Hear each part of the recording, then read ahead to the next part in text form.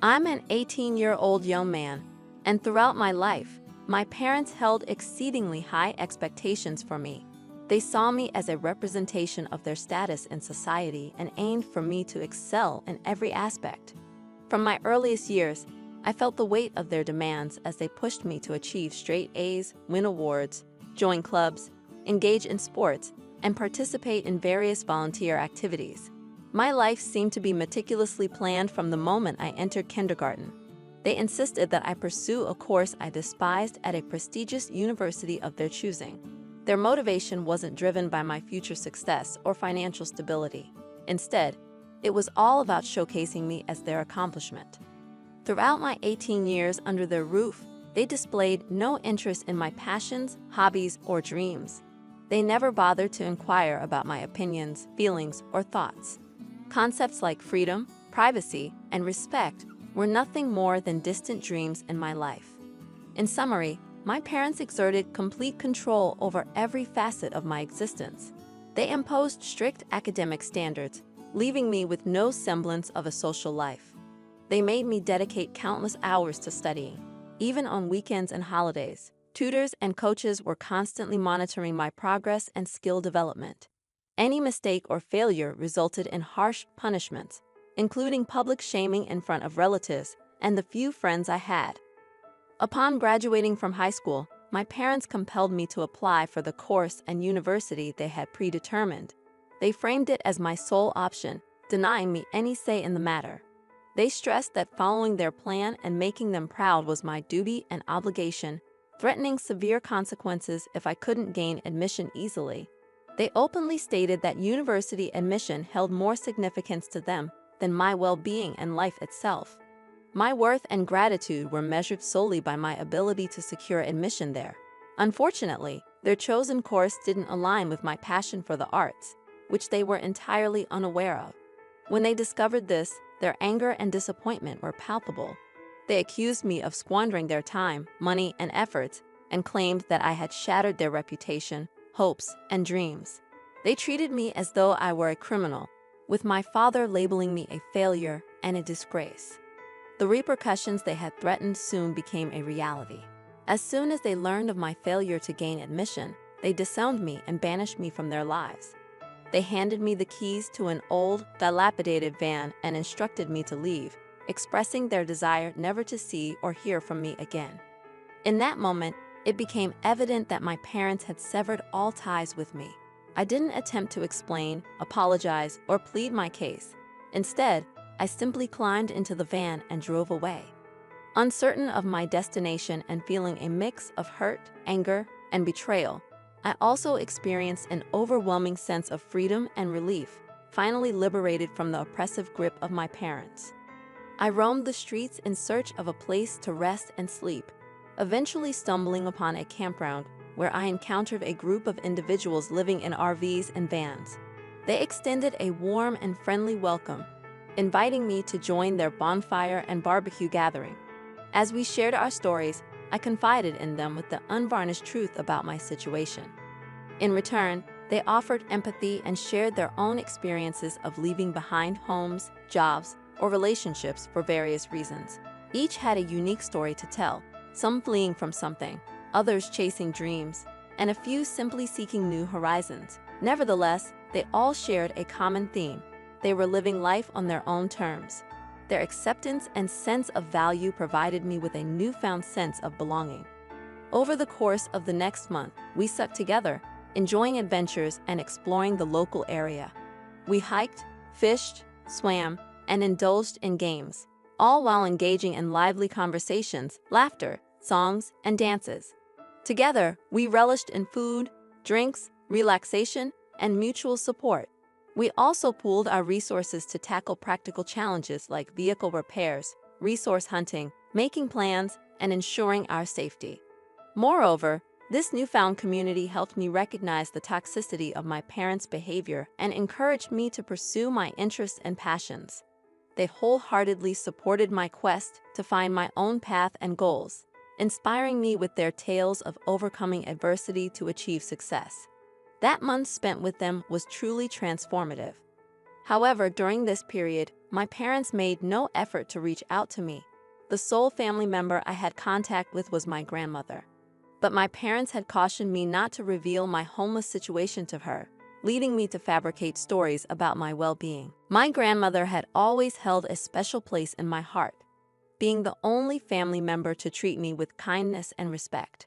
She showed me affection, gave me compliments, and stood up for me against my parents' harsh and unreasonable methods of raising me.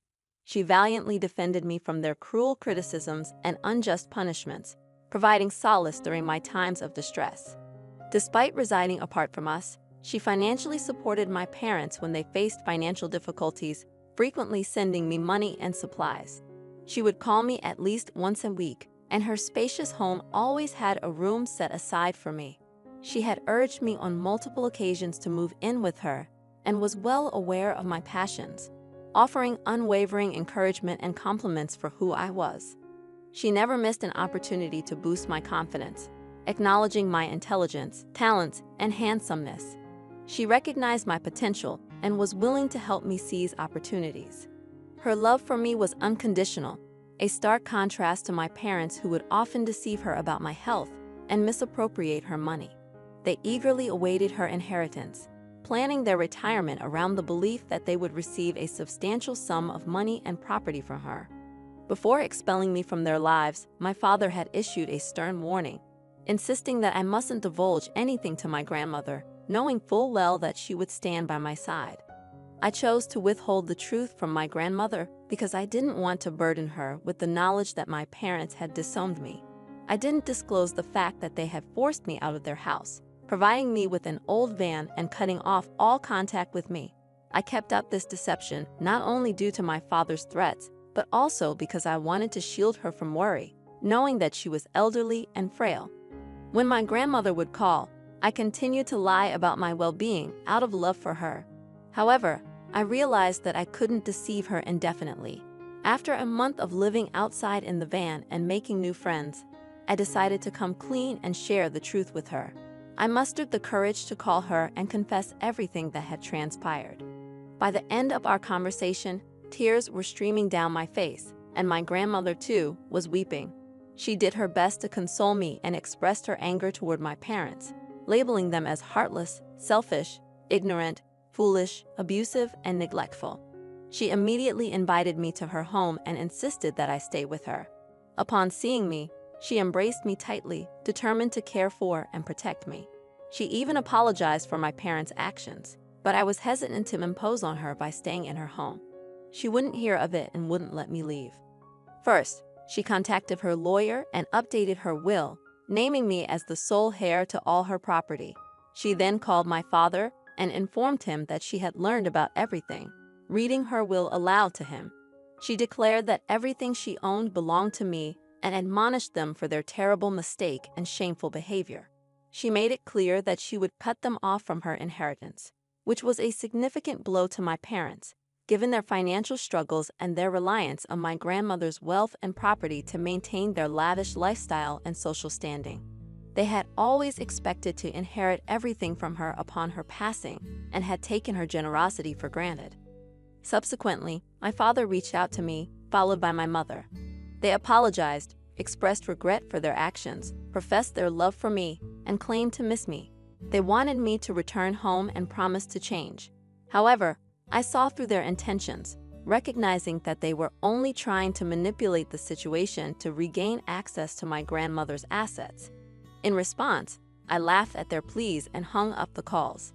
I questioned whether I was being unreasonable for not granting my parents another chance. Despite my desire to continue my journey, my grandmother was opposed to it. She inquired about my academic aspirations and what I wanted to do with my life. My grandmother was well aware of my passion for art, so she suggested that I enroll in a community college in her locality.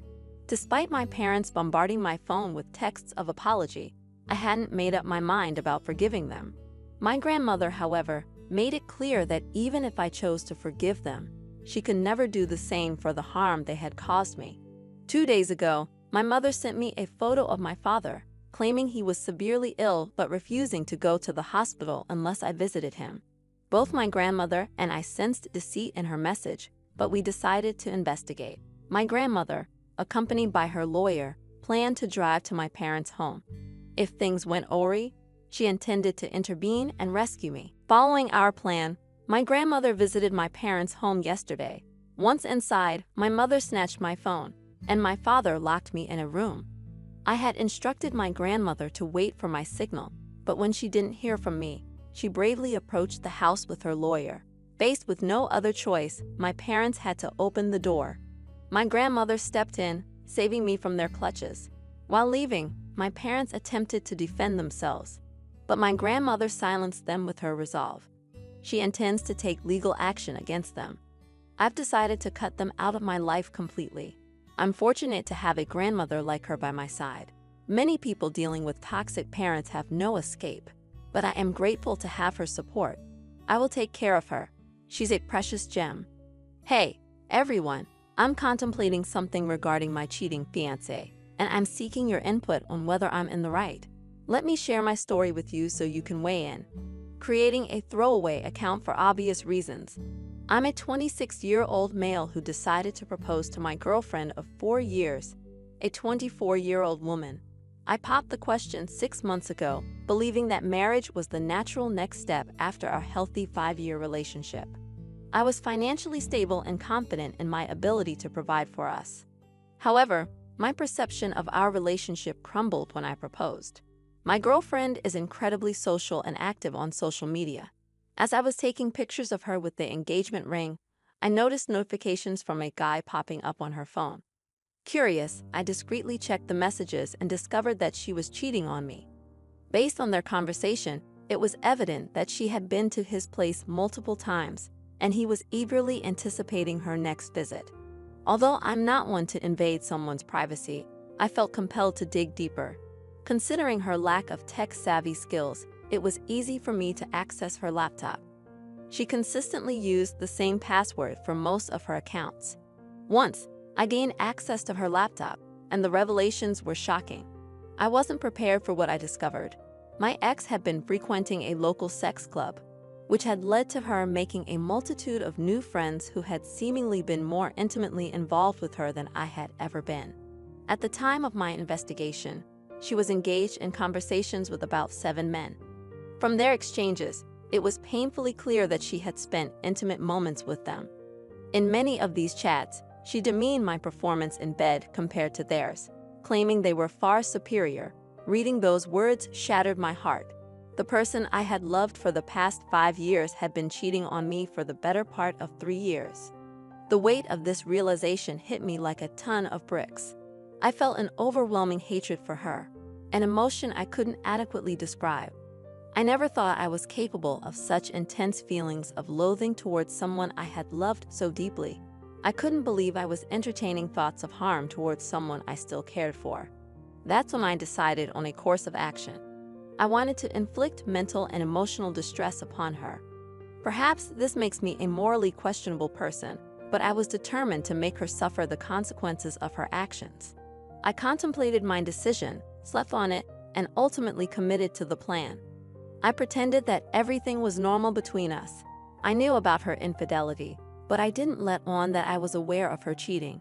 I put on a facade, acting as if everything was fine. We both lied to each other, and I observed her with a fake smile whenever I saw her enthusiastically chatting on her phone, all the while wondering if she was betraying me again. It was torment living with her, but I believed that my revenge would be worthwhile. The plan was straightforward. I had no intention of marrying her. I allowed her to meticulously plan the wedding, knowing full well that it would be a solo affair since I had no intention of showing up. I accompanied her on trips to select wedding details, like flowers and decorations, though I had no intention of paying for anything. I even suggested that I would match her honeymoon expenses with whatever she spent on the wedding. She was delighted, naively unaware that she was racking up a significant bill. Her innocence brought a cynical smile to my face, even in the face of this elaborate revenge plan. I understood that my actions were cruel, but in my mind, I believed she deserved it. I continued to monitor her affairs, and unsurprisingly, she was still engaging in infidelity. Knowing this made it easier for me to witness her financial downfall over a wedding she would be attending alone. With our wedding just 2 days away, I found myself experiencing a touch of stage fright. I couldn't help but question if I would be considered a bad person if I followed through with my plan. After all, she was still cheating on me. Just 30 minutes ago, I confirmed that she was going to meet one of her partners at a bachelorette party. I had discussed my dilemma with my best man, and he believed that my actions were cruel when I could have simply broken up with her. Hello, everyone. I want to express my gratitude for your support and checking in on me. I didn't anticipate that you would appreciate my idea as much as you did. Your support means a lot to me. Now, onto the update you've been waiting for. I decided to go with the suggestion a few of you provided in my direct messages, which was to expose her as the cheater she was. And so, that's precisely what I did. I asked my best man to play a video containing all the screenshots of the chats I had gathered over the months, along with those pictures. I included a brief explanatory message to ensure everyone understood that I would not be showing up for the wedding. I followed through with my revenge plan and told her that I would have an extended bachelor's party and return the night before the wedding. But we both knew I had no intention of returning. I didn't inform my family about this because my parents are close to her, and I didn't want her to find out. Only my best man was privy to my decision not to attend the wedding. As the wedding time approached, my phone was inundated with calls from both my parents and my cheating fiancé. She kept calling repeatedly until the calls abruptly stopped, presumably when the video was played in front of all the guests. Since then, I haven't received any calls from her, and my parents have tried to reach me once or twice, but I haven't answered. I'm reluctant to respond and be forced to explain why I kept my struggles hidden from them. I stayed in touch with my best man, who provided all the details about how the events unfolded. He described the humiliation she felt as the screenshots were displayed, revealing her sexting someone other than me. I had anticipated feeling a sense of satisfaction upon hearing the news, but the emotions I experienced far exceeded my expectations. Hello, everyone. The past 2 days have been quite intense. I finally returned home, which used to be the apartment we shared. The first thing that struck me was the absence of her belongings. It turned out she had moved out during these past 2 days. She left numerous voicemails on my phone, pleading for me to reconnect with her. In sum, she sounded angry that I had abruptly exited her life without offering any closure. Yet in the same messages, she would break down, begging for forgiveness for her betrayal. I recognized that her words were driven by her longing for the comfort of our relationship, but I couldn't bring myself to fall for her act again. I had devoted years to her, pouring my heart and soul into our relationship. What had I received in return? Heartbreak. I consider myself fortunate to have discovered her infidelity before marrying her, but it still pains me. I wish I hadn't found myself in this situation. In the following weeks, various events unfolded, and that's why I couldn't respond earlier. My ex decided she wanted me to cover all the expenses she had incurred for her wedding since she hadn't received any refunds and was displeased about it. She took me to court, and after weeks of not seeing each other, we finally faced each other. While I can't provide many details due to the ongoing court case, I didn't have to pay her a substantial amount. It was around 20% of what she had spent, and that was pretty much it. I had assumed that seeing her would evoke no emotions, but I was wrong. I felt terrible in her presence. I couldn't fathom how she thought it was acceptable to hurt me the way she did. I had wanted her by my side forever, while she decided that sleeping with others was a preferable choice. Now somehow I was painted as the villain for seeking retribution. I don't comprehend why she views my decision to distance myself and not forgive her as wrong. In my eyes, and in yours, I haven't committed a wrongdoing, and that's what truly matters to me. Honestly, this will be the final update I provide on this post. I have no desire to revisit the memories of this incident ever again. To the person offering advice, I appreciate your perspective, and you're right. I deserve better than what she has given me. As for exposing her secrets at the wedding, I've thought about it, but I've decided against it. I want to move past this chapter of my life. Hey, everyone. Thank you so much for tuning into today's stories. Remember, if you have a story of your own that you'd like to share, please email it to the address provided in the description below.